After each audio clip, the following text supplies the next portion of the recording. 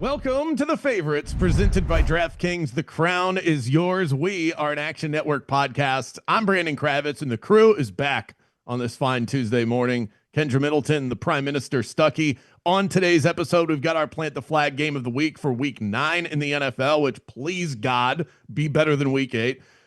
Thursday Night Football preview, a breakdown of the top storylines in terms of the betting perspective, and of course, the main event, Evan's Primer, coming up at the end of the episode. Be sure to stick around for that. We had an 18-inning game in baseball last night. The sports equinox was equinoxing, and Kendra is back from Scotland. Kendra, how was your trip overseas? It was good. I was glad to have the break. I'm ready to grind through the Super Bowl, though. I didn't see the Loch Ness Monster. I didn't learn how to play bagpipes. And I did figure out that they don't wear underwear under kilts at all. No undies. They freeball that shit.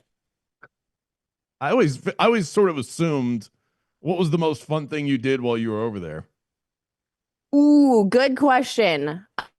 Most fun thing. I am not a huge history person, but I really enjoyed learning about the Mary Queen of Scots situation, how there was like that giant power struggle. And I also got to see a bunch of the Harry Potter graves and how there was like a dog that basically protected Edinburgh for a while. I'm gonna go with the dog probably, but lots of fun things. Okay. Maybe we'll get a breakdown video as well on the social channels. Not a horrible idea. Stuckey, you want to give us a recap of Monday Night Football? 28-7. The Commanders not able to get it done for us.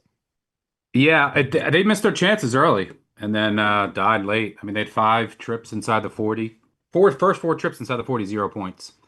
And you can't do that against the Chiefs. They also went 0 of 2 on 4th downs. Chiefs went 2 of 2. And then the second half was all Chiefs. Dominant second half by Kansas City. Washington had more injuries. That team is just decimated. McLaurin didn't finish. They lost their left. They lost Tunsil. They lost another defensive lineman. They're just in rough shape. But yeah, they couldn't take advantage early. They came out hair on fire and just couldn't take advantage. There was a fumble that they couldn't pick up, which was a huge turning point, and a couple 4th downs. So yeah, I will say the Chiefs are playing. Their offense is on fire. But I will say the team has been pretty fortunate overall. They have 9 fumbles on the year. They've recovered all of them. They are 14 of 17 on 4th down. This is a non-sneak team. 83%. That's getting up to that's like Washington territory last year. Opponents are 4 of 16 on 4th down, 25%. So there might be some, and that's basically what these football games come down to. Turnovers, 4th downs, right? It's usually like 5 or 6 plays that'll decide a game and or cover. And the Chiefs have been getting those plays, but their offense right now looks pretty unstoppable. How different do we think that game is if Jaden plays? Because I definitely think it's a lot different of a game. Yeah. I mean, Mariota was fine in the first half. They just couldn't. They turned it over. There was a throw off Debo's helmet that ended in an interception. The 4th down play calls were bizarre. I thought there was a bad spot. Decision making was terrible. What's that? I didn't think his decision making was good whatsoever, and he was slow to make them. Yeah, second half it was especially bad. But there was a spot on a 4th down that was awful that took points off the board. They just couldn't take advantage. The robot umpire is also going in the favor of the Chiefs. That was a terrible spot on that. What is the point of that? I was watching that game in the shower because I have like a thing I can put my phone on the wall in the shower so I can watch games and ESPN while I wash my hair. I was literally screaming like, "No!" in my shower. Yeah, it wasn't even close. He got it by a half yard, and they marked it a half yard short. That was very bizarre. But now it's on to week 10 or week 9. And there are lots and lots of injuries to track. As per usual. Let's get to our top three takes, our storylines heading into week 9. The Pats and the Broncos have each won 5 straight games. The Patriots 5-0 against the spread in those 5. The Broncos are 3-2 ATS within that 5-game stretch. But who are we buying more stock in right now between the two hottest teams in the NFL? Kendra, you are our resident Patriots expert. Are we all in on this team? They just look so good, so fluid on offense. Vrabel is a phenomenal coach. Hard not to buy stock here. Trees don't grow to the sky, but they have Atlanta this week, and Atlanta looks Yeah. like they are on major fraud alert. Yeah, it's tough because the Patriots not only have, in my opinion, probably the easiest schedule in the NFL, but as far as luck being healthy at this point in the season, they're probably the healthiest team in the league right now. And I get that Will Campbell's not going to have to go up against Myles Garrett every week. Stephon Diggs is playing at a level people didn't expect him to.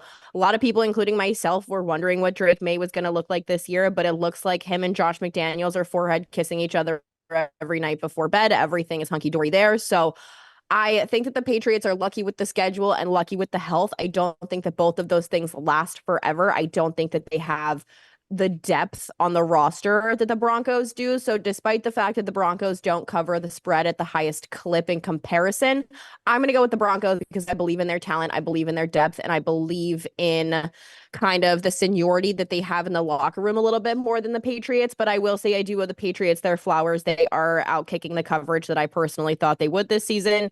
I'm going to go with the Broncos, but I have to respect what the Patriots have done. I just expect that luck to run out at some point. And the Broncos are getting points on the road against Houston this week. The Patriots laying 5.5 against the Atlanta Falcons. Stuckey, if you want to look at this season long, that's fine. But in terms of this coming weekend, are there one of those two where you're still willing to invest in a team right now whose stock is as high as it could be?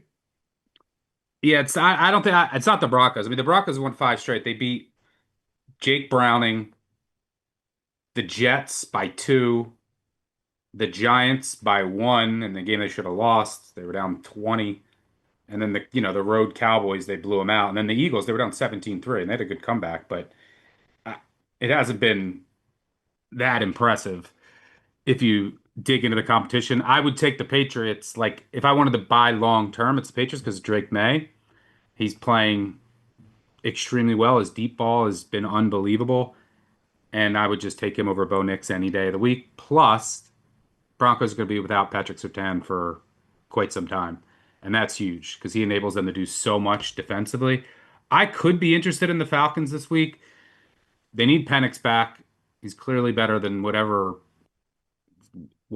Kirk Cousins is out there now. But they have a bunch of other injuries. Like their defense wasn't the same because Zach Harrison has been great. He was a late scratch. They played without Jalen Walker. Jesse Bates got hurt. Billy Bowman didn't play. So they had Divine Diablo has been a big loss. He's on IR though. And then obviously they missed Drake London. So there's a lot of injuries to watch, including Penix for the Falcons. The Patriots, on the other hand, they've been fairly healthy. Texans Broncos game, it's if you get Nico Collins back, that's very important without Surtain. But the concern there is, does the Broncos defensive line ruin the game for the Texans, right? The Texans are CJ Stroud can still pick apart defenses if he has time, and San Fran can't generate any pass rush, but Denver obviously can. So is that going to ruin the game? I think you're going to need Collins this week, so we'll see if he can go. I don't think Christian Kirk will, but that's certainly worth monitoring. And then just a note on injury reports. You want to look at an injury report, go to the Giants and 49ers for this week. That is as long as you'll see in the NFL on both sides. The 49ers, is Brock Purdy back? I think, but we'll see. But they've had more injuries on defense last week. We'll see if they get anyone back on offense. But the Giants also, Holland, Flott, Adebo, like Art Green, who was starting, he got hurt. They were down to like a practice squad guy and Deontay Banks, who's unplayable. So there's a ton of injuries to watch in that game, uh, and a number of others. But like I mentioned, the Panthers, we'll see about Bryce Young. They had some offensive line injuries. They had some key defensive injuries last week. They got really beat up, and they're going to Green Bay, who could be even healthier this week. So they could be in trouble. Um, those are some of the ones I'll point out. And then the Raiders. Are you going to get Myers, Bowers, and Crosby? Obviously, a different team with them back. And then you have, for the Jags podcast, Murray, BTJ, Devin Lloyd are ones to watch there. So yeah, there's definitely a lot. And then Jaden Daniels on Monday Night Football or Sunday Night Football. We'll see if he can go. But there are a lot of injuries. And the last one, I keep saying the last one, but Lamar Jackson. We're going to do this dance again. He's expected to play. The line indicates that he is in there against the Yeah, but that Miami did last week Dolphins. too. I don't believe anything anymore. What does it matter? Just buy So the we'll Ravens see. and move on with your lives. I am predicting it right now. Thursday's pickle game for Kendra is Jags Raiders. That one's sitting at 3. Both teams off a bye. Who the hell is Jacksonville? There's no way that you're gonna have. We won the side Super Bowl. We figured beat out the by Chiefs. Thursday. It's already over. That was our Already Super over. Bowl. Speaking of the teams inside of the AFC South, the Colts have the most ridiculous point differential in the NFL. They're at plus 116. The next closest is Kansas City at plus 83. Yet the Colts are just 3-point favorites on the road against the Steelers this week. So it looks too obvious again to take Indianapolis, which, by the way, we never do. I would love to go back in time and not be a Jags podcast and just be a Colts podcast. Why do we not throw this team in our parlay every single week? Somebody please explain this to the masses. I have a hair in my mouth. I have our plan. Week 12 is when we fade the Colts. And here's why. From week 12, their schedule goes at Kansas City, home versus Houston, at Jacksonville. They haven't won a game in Jacksonville in 10 years. At Seattle, home versus San Francisco, home versus Jacksonville, and then they close out at Houston. We start fading the Colts week 12. I might start this week. I mean, look, I've upgraded the Colts so much, but the Packers just closed 2.5 minus 120 in Pittsburgh. Like, we're saying the Colts are better than the Packers now. No, I think I still have the Packers power rated number 1 in the NFC. I don't believe in Jordan Love. I don't. I mean, he just. I believe in love. See, unlike you, I believe in love. But the thing that we've learned about this is about Pittsburgh as far as like their defense has been so awful. As we continue to upgrade the Indianapolis Colts, we have to continue to downgrade the Pittsburgh Steelers. Yeah, I've downgraded them too, awful. but I mean, I just can't get to, especially at 3.5. I'll have to play the Steelers here. I mean, the Colts defense isn't any good either. The Packers defense is good. The Colts don't have a pass rush. 49.5, by the way, is the total. Maybe we play the over. There could be some weather there, which would help Pittsburgh. And yeah, I mean, it's just a number. It just comes down to numbers. I mean, like, if the Packers and Colts played on a neutral field, I would certainly have the Packers favored over the Colts. So yeah, I'm interested in the Steelers, especially if I can get a 3.5 this week. Like, you couldn't even get a clean 3 with the Steelers against the Packers. Like, no, I'm potentially interested in the Steelers this week. My newfangled numbers actually make this Colts -2. So if I was playing that, I'd have to be on Pittsburgh also. But my general point in saying all of this is I'm tired of either fading or just not betting on the Indianapolis Colts. Now, does that mean that you have to go run to the window and bet them? No, but there are those teams that every year us sharps just sleep on. And they're out here just making people money every single week. And Indianapolis is definitely doing that. Now, the biggest game of the weekend, Chiefs at Bills. No, because the second we do is when they'll collapse. I know, and we I all get know it. That's why you have to, you do have to compose yourself. I'm thinking more like retroactively. We should have just been like, no, this is the team. This is this year's Minnesota Vikings with Sam Darnold, and just ride that train. There's always a team where they'll just sort of take you to midseason profitability. And Indianapolis was that. We missed the boat on it. And I think we should just call a spade here. Fine. Okay, thank you for giving into that. Chiefs at Bills, biggest game of the weekend. I am not in charge of your social calendars out there, but if you have plans at 4:25 p.m. on the East Coast, you should probably go ahead and cancel those. We did see this flip already. The Chiefs or the Bills opened as favorites. The Chiefs are now favored. They're on a short week. The Bills off of a blowout win against the Carolina Panthers. They look pretty damn good. This is a tough one. Any early read? I'm probably going to wait until the last minute, but I will be on this game because it's just too big not to have some action on it. I'm annoyed by the NFL schedule makers once again. Why? Why is this a 4:00 game? Why? Like, I do not understand why they continue to do this to us. This needs to be this Thursday night matchup. Are we serious? We didn't look at this sooner. You would rather have this game on a Thursday night than 4:25 is like, to me, that's the best window for games like this. No, I want this in prime time at night. I want this to be, I want this to be all I'm watching, all I'm caring about, all I'm investing in. This is the two, top teams heading into the season playing each other. That's what I want. I want it standalone by itself. That being said, you're the only one who's not going to be just paying attention to this because the other games are Jags, Raiders, and Saints, Rams. Yeah, there's three. We have three games. We just are turn the others supposed to be off. a Jags podcast. I know. I'm just saying that, but you have to watch the Raiders. Like the Chiefs, Bills essentially have their own window here.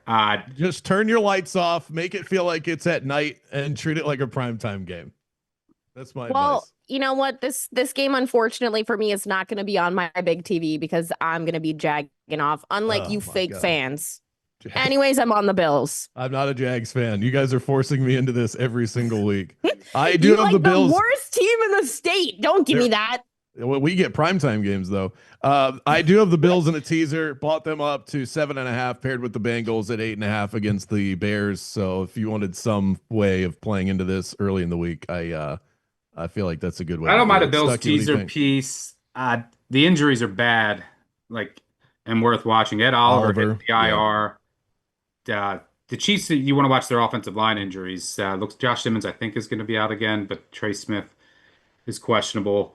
That matters a lot more against Buffalo than it does against Washington, whoever they have left on their defensive line. But maybe not because Buffalo lose Ed Oliver. Daquan Jones is questionable. Their safeties are a mess. Matt Milano and Terrell Bernard are questionable. So, this defense is in rough shape. So,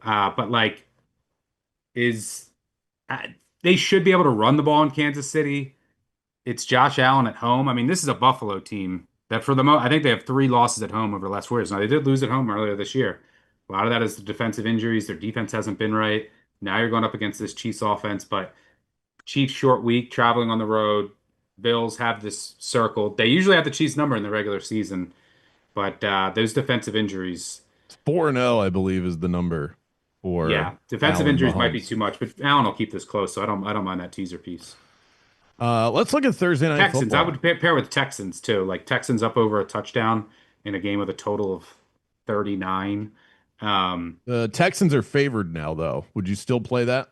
Oh no, as far as the teaser. No. I would not. What about San Francisco?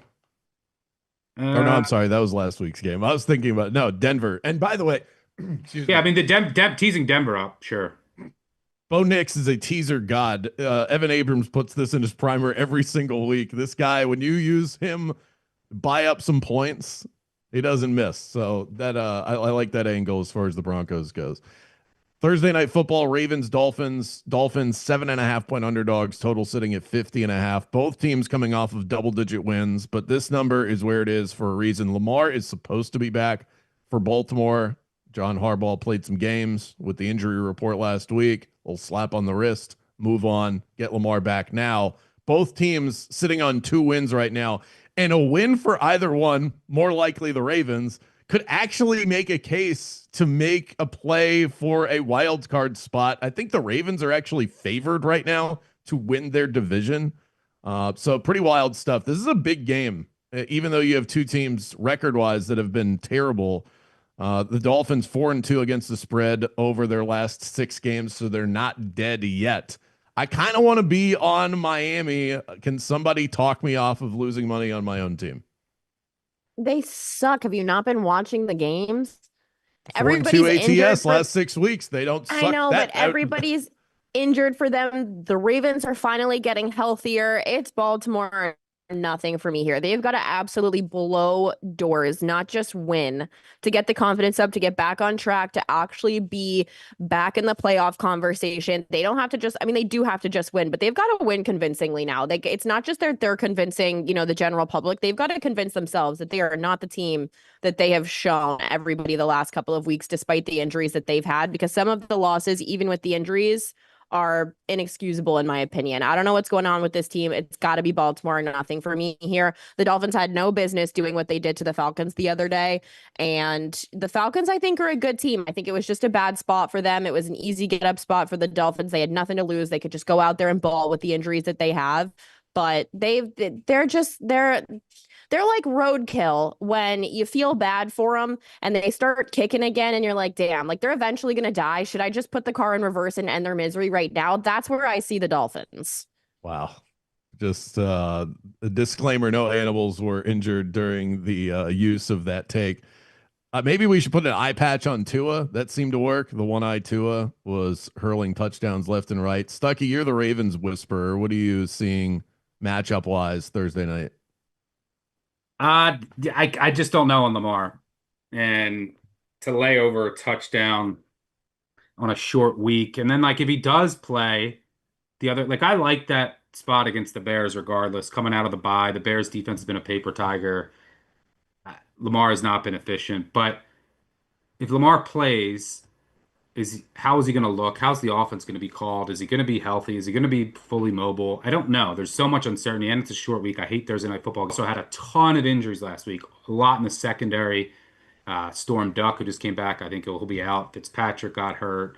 I mean, it goes on. That team is just decimated. And they caught a sleepy Falcons team without Penix, without London, without like 4 or 5 starting defenders, and they just caught them on a good day. This is still a really bad Dolphins team, but like, I have no interest in this game whatsoever. Will not be betting it.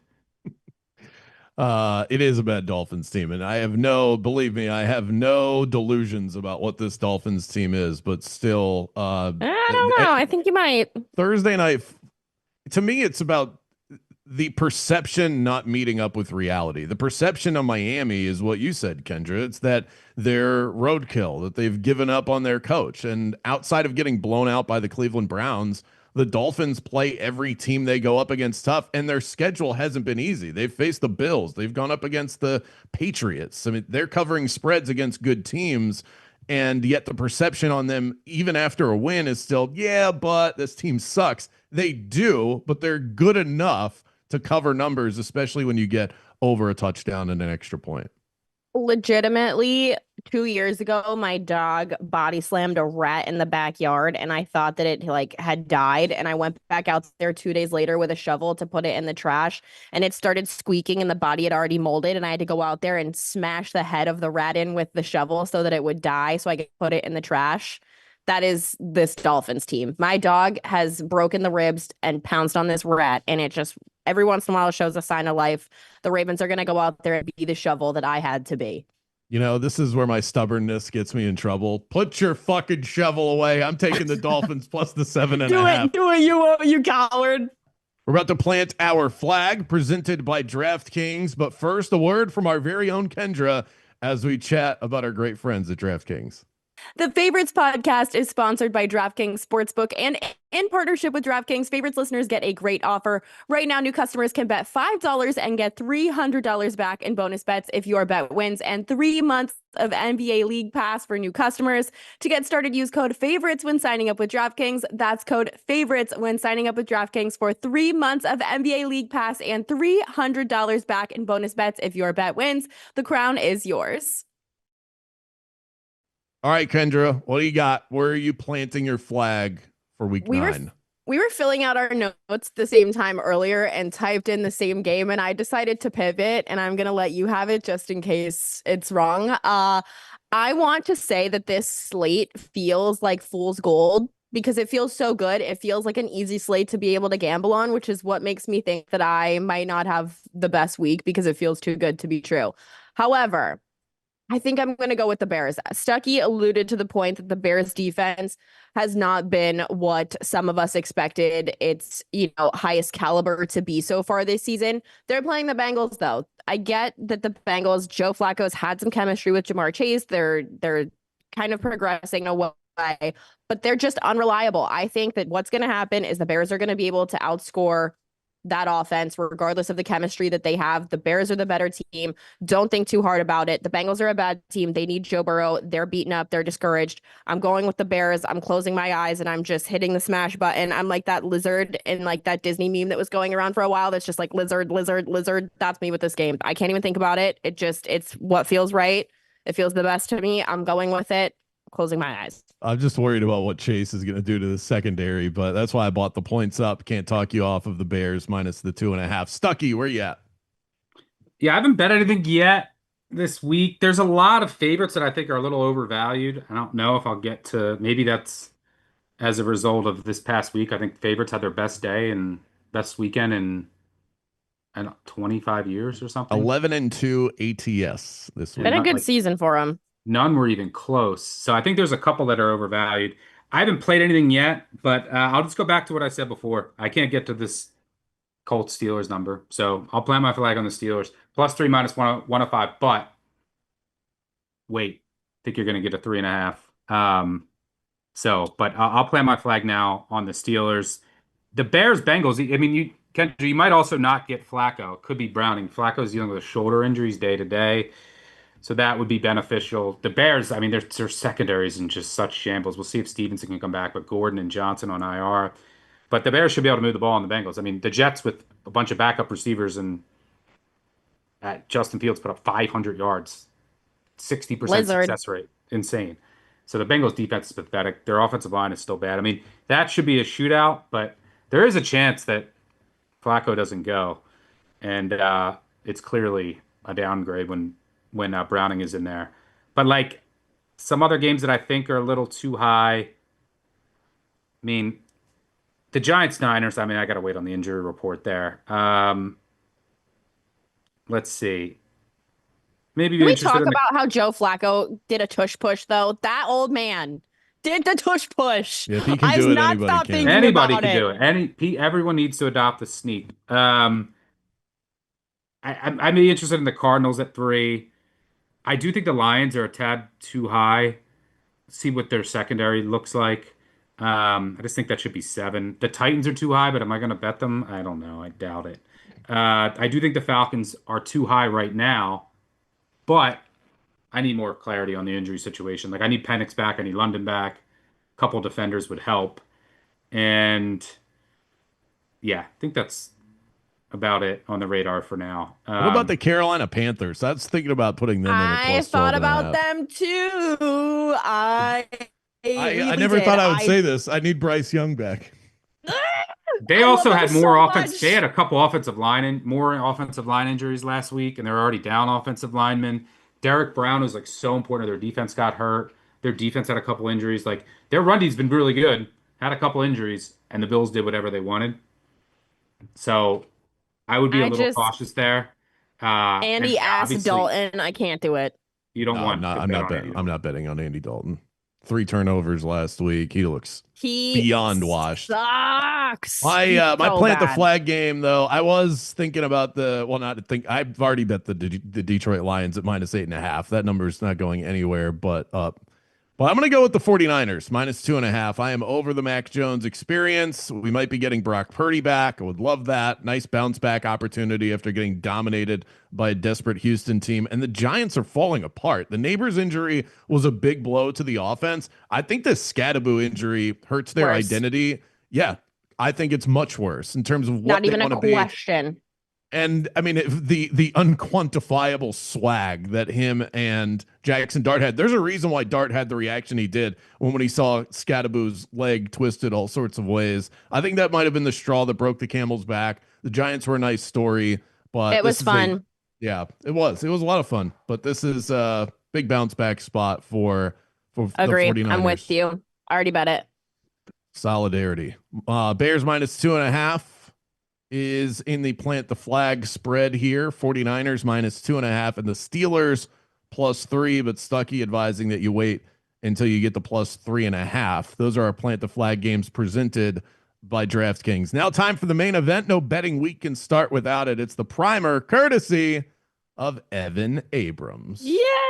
Welcome to the show, Evan. How much fun have you had listening What's to up? us yell at each other? Kings and queens. So you guys, so you guys said 11-2 ATS for favorites. That was in week 8. Best win percentage for favorites in a single week since December of '85. I think the crazy thing is all 11 favorites covered by 7+ points, which is the most I've seen in a week in over 30 years. So really insane in the fact that no game was even close for other than the 2 upsets. The other note, favorites 33-10 straight up the last 3 weeks. So dogs really not even winning on the money line as well in that span. In terms of everything else, the one thing you might notice from the slate this week is a lot of high totals. So right now we have 5 totals of 50+. That would be the most since week 10 of 2021 at this point. And we even have a few in the 48s and 49. So have to see how that goes. But yeah, a lot of high totals this week. A few other things I'll just throw at you. Goff, 8-0 against the spread versus the Vikings with the Lions. Wow. So he has absolutely dominated Minnesota. I love that. Tennessee. We talk about this all the time, but gotta say it. They've lost 11 straight ATS at home. So they are getting 10 points against Harbaugh, who usually crushes on these road trips out east in Central, does really, really well with those Charger teams. But boy, is that a high number. And here's the best one. Colts and Ravens can both cash their win totals this week. Colts can go over 7.5. Ravens can go under 11.5 with a loss. And it is only week 9. So can't wait for that stuff. Wow. That's really good stuff. Do you have anything on the Patriots? This feels like they're tied right now with the Broncos in terms of winning streaks in the NFL, but they're also doing it in terms of covering the number. They're on the heater of all heaters right now. Is there a sell point for them? Is there anything in the primer this week about, hey, ease up on trying to tail this team as trees don't grow to the sky? I feel like I kind of just used the same stat I used last week because it went 1-1 with Chicago and New England. But the fact that teams on a 4+ game straight up ATS who didn't make the playoffs, 15-27 against the number, 2-15 since 2022. So at some point, New England comes back to the mean. But the crazier thing are those MVP odds. Drake May opens the year at 50-1. But crazy thing was entering week 5, he was 100-1. And now he's 5-1. So that is a massive, massive correction based off the season that he's had so far. 2,000 passing yards, 75% completion percentage through 8 games. Only Drew Brees in 2018 pulled that off. So what he's been doing is really, really crazy. I think the other thing when it comes to this game is Atlanta outdoors has been pretty bad. And I think it's a little bit different in terms of how they've performed. 0-2 this year, but losing by 20 points per game. An outdoor game since 2020, just 11-18. So maybe a bit of a tough spot there. Damn, because Stuckey, this feels like the ultimate buy opportunity. This is the kind of game that you bet on with the Falcons plus the 5.5. They just got blown out by a bad Dolphins team. Ultimate sell high. Everybody is on their knees for the New England Patriots right now. I'd be surprised if you're not shoehorning that in there. I need injuries. Like I need panics. I need London. I need some of the defenders back, or at least a couple. Yeah. Great stuff, Evan. Appreciate it. Make sure you go and check out the primer at actionnetwork.com or on the Action Network app. And that will do it for today's episode. Special thanks to our producers, David Payne and Gifford Gould. The favorites will return on Thursday, 2 days from now, day before Halloween. So maybe we have to wear costumes, guys. So we'll hash that out on our Slack channel. Action Network YouTube page is where you can find us. We will talk Week 9 best bets on Thursday, plus our 2 kings and a queen parlay. We'll see you here right here next time on the favorites presented by DraftKings. We're out.